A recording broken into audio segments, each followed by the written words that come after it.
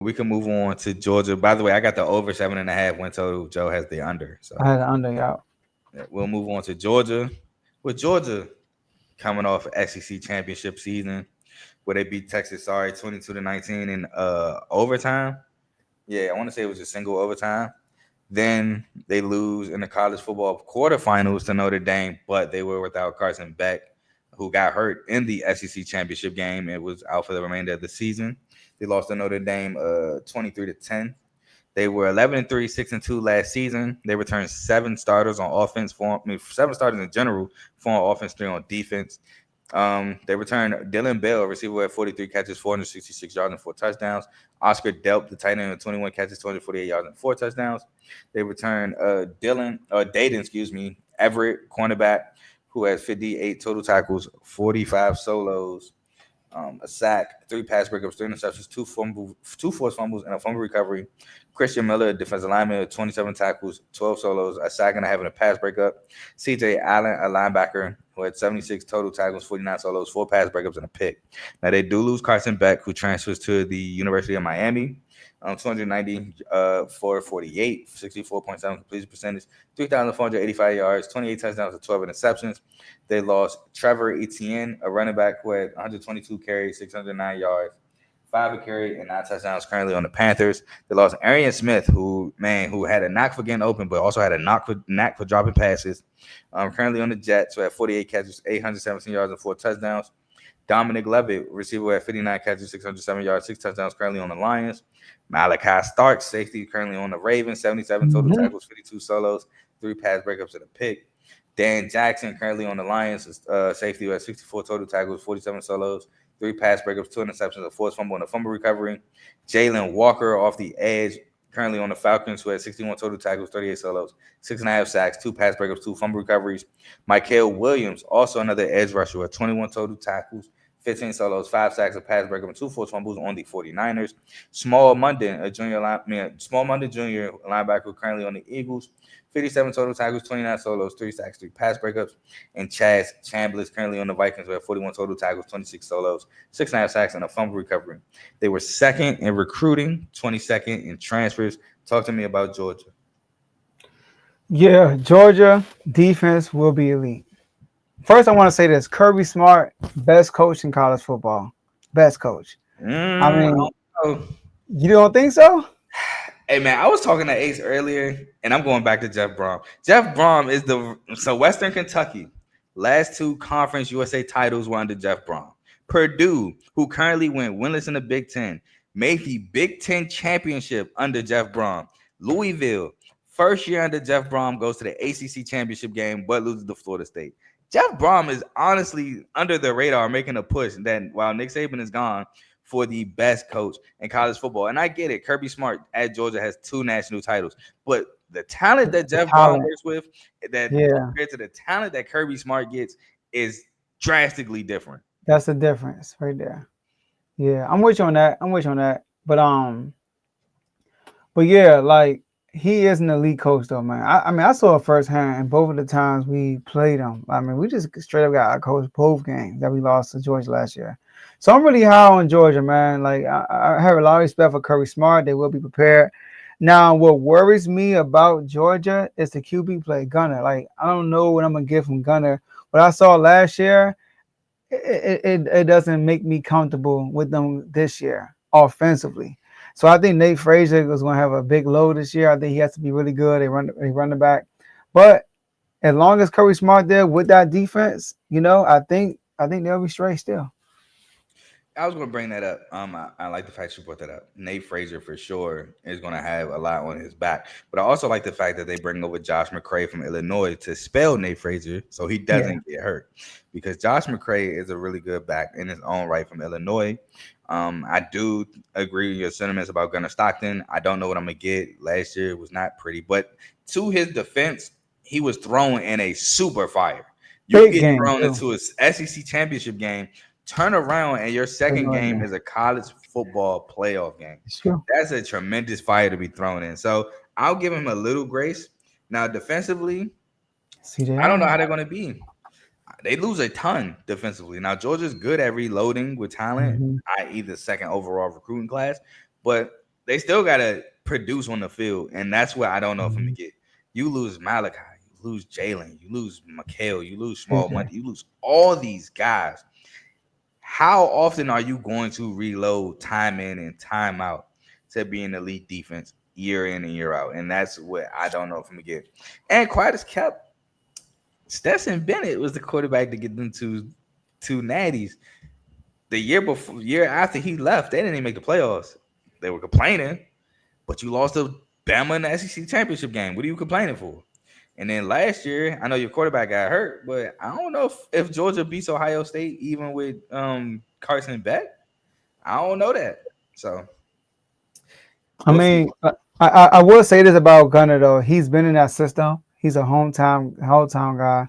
Like you said with Bennett, they were really good with him. And same thing, he's been in that system. So Hmm. that's one thing I will say about him. He's been around. And like you said, he got thrown into the fire. Like he got thrown into the two biggest games of the whole Yeah, his season. It career. was Yeah. crazy. And like I think were they down when he got put in against us? Nah, I think y'all. I think they were up or either Oh tied. It yeah, was they either took a tied or lead they were early. up. Yeah, Yeah, man, they just straight dominated us both games for real. it was them trenches. Yips, Them man. trenches. That's what it was. But yeah, man, I like the Josh McCray transfer, like I said earlier, but I really like the Zachariah Branch transfer of speedy, Hmm. electric, not only receiver but return man. So he's gonna do multiple things. Good That's a playmaker. huge pickup. They got his brother too, so that was cool. They got Noah Thomas to help as well at receiver, which is good. They bring back London Hmm. Humphreys, who's a solid receiver in his own right. So that's good as well. And then they bring somebody off the edge by the name of Elo Meduzi from Army, who had 6.5 sacks at Army in the American Conference. So interested to see what he does off the edge for Georgia. They were 51st in total offense, 30th in total defense, 12th in passing, 102nd in rushing, 38th in scoring offense, 38th in passing defense, 36th in rushing defense, and 23rd in scoring defense. If you're ready, we can get to the schedule. Let's get it. All right. So first game of the season, Marshall, I have as a win, especially Charles Huff took all his players.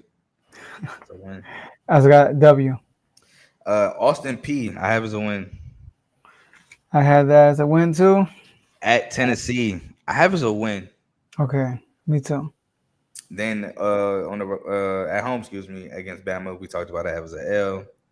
Then the next game against Kentucky at home, I have as a win. Hmm.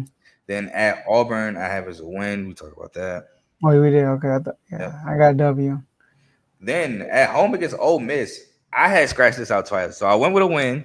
Then I went with a loss, He but went back to ultimately the went with a W. win. I went with a loss.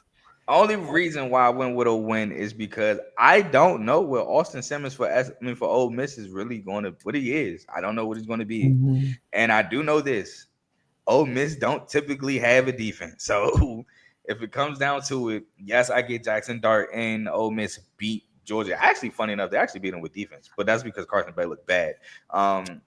If it come down to Ole Miss defense versus Georgia defense, I'm going Georgia. I feel you. I feel you on that. Next game, the world's largest cocktail party against Florida. I have as a L. You got W. a win. Then at Mississippi State, I have as a W. W. Then at home against Texas, At I have as home. a L. Whoa! It's a shout out to you. I I got think this as a W. I just 3 times in a row is crazy. If y'all losing three straight, that's crazy. That's literally how I went with Texas. Y'all got to fight back. I feel you, bro, but like it's how we lost, man. And I'm not going to blame. Well, Archie Manning is more mobile. It didn't matter Um, last year though. That D line was cooking like. Crazy. Yeah, but that D line is no longer there unless they got guys. But like I But like you said, they do a great job reloading. And man, number two recruiting no recruiting class. So like I do not think Georgia will miss a beat defensively. It's just the offense, the quarterback play that worries me with them. yeah, So, I but literally like, bro, y'all can't lose on 3 times straight in a row. we can't. So I hope you're right. All right, and then against Charlotte, shout out Tim Albin, but ain't no way, got it as a W. W. And then last game of the season, the rivalry game against Georgia Tech, actually at the Mercedes-Benz Dome this year, got it Oh, as a win. but okay, I same. wanted to go with Georgia Tech so badly. but I got it as a win. Same. Got us a W too. So So I got 10-2, 6-2 conference. 9-3, 5-3. So I got the under Ooh. by the hook and the over under 9.5. You got the over by the hook. When was the last time Georgia won 9 games? I can't tell you, to be honest. Probably. I think I say this. It's probably closer than we think. I can Google that real quick. I would want to say 2017 was like with Nick Chubb. I think was leaving. It could have been around there though, because I think Nick Chubb got hurt his last season at Georgia, and that's why he fell to the second round. Well, no, because I was with Sony Michelle too. I got you. Oh, yeah. 2020. It's closer than we thought. Oh, wait, that don't count though. I think that was a shortened season. Yeah, they went 8-2. So That don't count. 2016, 8-5. I said 2017. Close. I was Yeah. close. I was close. Woo. I was close. I'd take that one. Almost 10 years ago. Yeah. Okay. Would they go 2017? Oh, 2017. What I think I put. I just want to know. No, they third. I mean, obviously it's counting everything, but 13-2. Is that the year they went to the SEC championship They and were won? 7, yeah, they I'm not sure, but they were 7-1. They were 7-1 though in conference play. Yeah, they definitely went to the SEC championship game, especially with the format back then. I know for sure they won the SEC East. What's your conference record for them? 5-3. I got them losing. Woo! I got them losing to Texas, Florida. I just turned the page, but Texas, Florida, and Bama. Dang, you got them losing 3. Yo. All right, let's get it. I know Tony gonna have something to say when he sees this. It is what it is. I'm not tripping. I'm ready for it. I mean, some of these games can be switched. Like, the Texas game, they could easily win. Not easily, but they could win. Yeah, they can win that. And then that changes everything. Yeah. And you got them beating Ole Miss though. Okay. Yeah. So they beat Auburn in the SEC championship game that year. And then that's the year they beat Kyler. No. Yeah, that had to be the year they beat Kyler in the playoffs and then lost to Bama off that cover 2. Stupid cover 2 ball by Tua Tagovailoa in the championship game. Okay. Oh man. Shout out to Jalen Hurts. Shout out. I know it's like, I had to.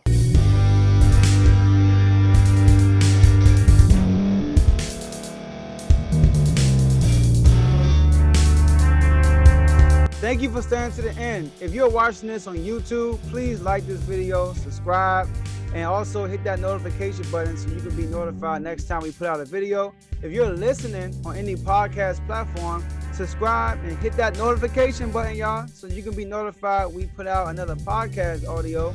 And last but not least, hit that share button. No matter what you're listening to or watching it, hit that share button and send it to somebody that you know that would love to watch this episode you just listened to. So once again, thank you for staying to the end, and we'll see y'all in the next episode.